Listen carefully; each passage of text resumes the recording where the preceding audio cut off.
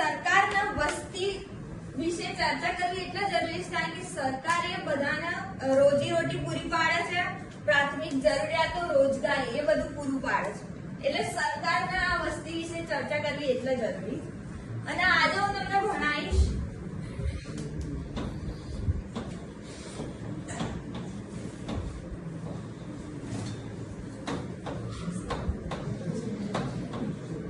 વસ્તી વધારાના કારણો. તો આ જે વસ્તી વધે છે એના અસર કરતા કુલ 2 પરિબળો છે.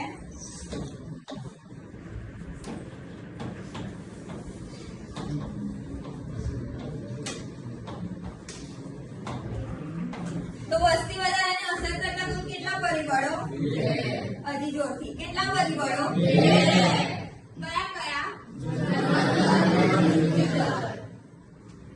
તો પહેલા તો જન્મદર અને મૃત્યુદર વિશે તમને કહું તો જેટલા લોકો જન્મ, સરળ ભાષામાં જેટલા લોકો જન્મ્યા છે એમનો જન્મદર કહેવાય, જેટલા લોકો મર્યા છે એમનો સાર્વત્રિક લગ્ન પ્રથાથી જન્મદર ઊંચો જાય છે.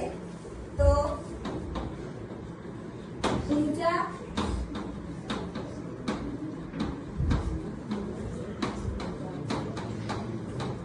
એમાં પહેલું કયું કારણ ભણ્યા આપણે? અવાજ ના આવ્યો. સાર્વત્રિક લગ્ન પ્રથા. હજી ના આવ્યો. સાર્વત્રિક લગ્ન પ્રથા. હવે આપણે લઈએ બીજું. તો નાની